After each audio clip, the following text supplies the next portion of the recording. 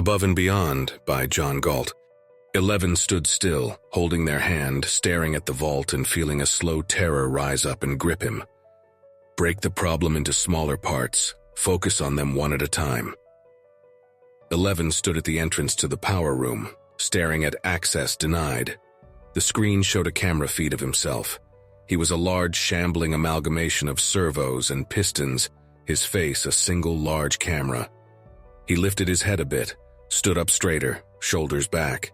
He pulled out the end of thick gauge wire from his basket and cut off a short length, twisting it into an arc and pressing the insulation into the sensors below his camera for a faux smile, checking his reflection as he went. "Hello, I am 11. I wish to negotiate for more power," he said. A scrolling list populated, running from the most power-intensive at the top.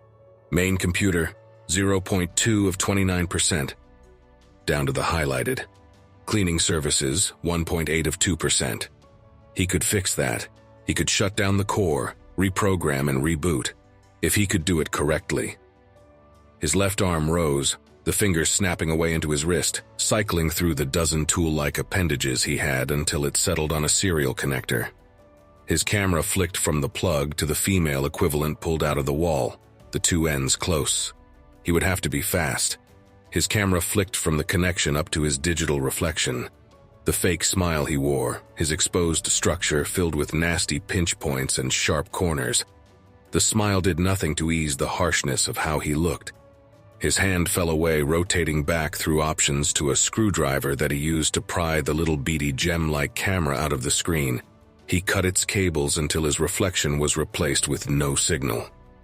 He added the camera to the basket hanging off his arm and headed for the main computer room. The computer was a smoldering wreck.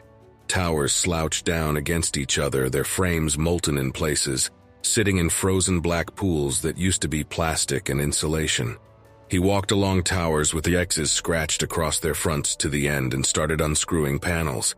His camera flicked from one circuit board to the next. Some were salvageable or had decent components.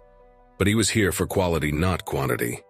He carved an X into the tower and moved down the line, pulling his recharge cable along and ensuring it didn't get snagged as he went. The roof was black and caved in at points. Air ducts had roared with flame, the metal twisting and warping with the intense heat until finally one had overridden the air supply. The ship was a ghost without its main computer, a mindless hulk drifting along the darkness, haunted by a single cleaner robot picking at its bones. 11 stood in the mess. He wanted to clean, he wanted to take a broom and shuffle all the filth into neat, orderly piles, take them away to be disposed of. He could fix the ceiling panels. With time, he could make this room look new. He could stand back and smile, saving the picture of cleanliness to dwell on from time to time. They would smile and say, "Good job." But while he could clean the room, the computers could not be replaced. He shook off the thought. Nobody would tell him he had done a good job. Nobody would smile at him. No one but himself. He pulled open the next panel and found a gem, a clean ram stick. "You are beautiful," he said as he gently pried it from the board and added it to his almost full basket. 11 shambled the last few steps into his home, easing the basket down in a workstation, sorting the little strips of wire, screws, and circuits. Everything had a place, a little drawer or shelf. He had at least one spare everything, all clearly labeled and sorted, all tested and functional. Anyone could walk into his workstation and immediately find what they were after. He was an expert on cleaning, but that knowledge transferred quite effectively to efficient organization. He carried the two gem-like cameras with him away from the bench, heading past his cleaning station, down through the welding and plastic fabrication bay, down into his library. The room was well lit. A dozen different lamps salvaged from all over the ship combined into a single unstrobing warm glow.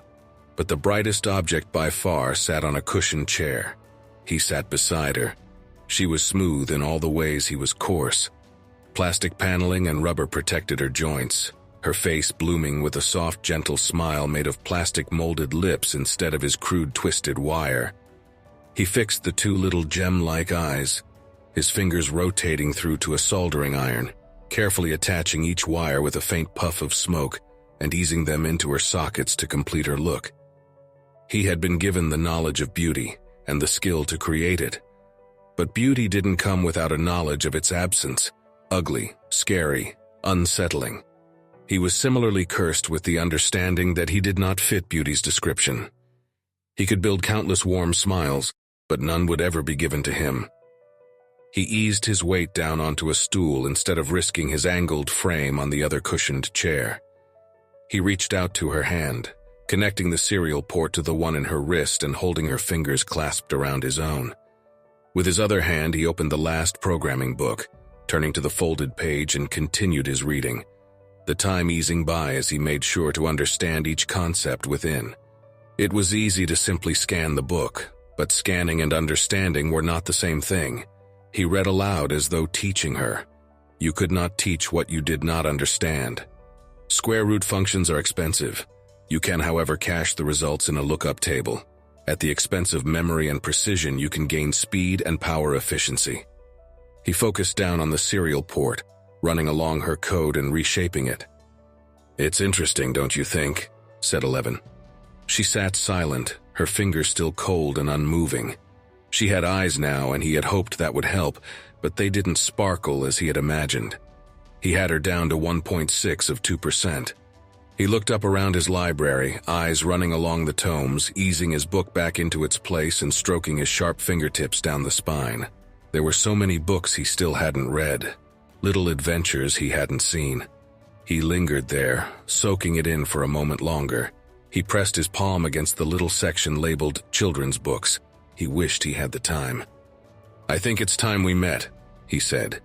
He lifted her gently, careful not to scratch her plates, bringing her weight up against his chest. She was light, soft, and beautiful. 11 walked toward the vault, seeing the frozen misshapen figures standing in a line. One sat at the far left, a simple disc-shaped cleaner bot with a small claw-shaped hand, the next larger with 2 arms and a camera that could turn.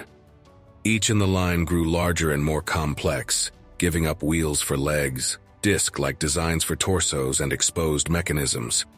Each becoming more terrifying and ugly until he stood at the pinnacle. He took his place and eased her down gently onto her feet, then stood beside her. He pulled the recharge cable out of his shoulder and eased it into the small of her back, twisting the threaded nut to secure it firmly in place. He saw it for a brief moment, a spark flick across her eyes. They turned and glanced around. The eyebrows he had spent a month designing pulled down all on their own. Her face came to life. Battery 82%. He committed it all to memory, the way she moved, her lips that fell down from the smile into confusion. He could do no better as far as he could tell. She was perfect, beautiful, moving smoothly and slow.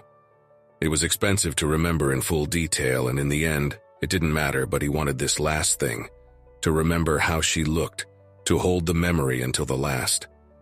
Nobody was there to say good job, but maybe it wouldn't be the same for her. It was difficult, but he dragged his attention from her and looked to his left, taking 10's hand and forming the next link in the chain. "Thank you," he said to the inert cleaner bot.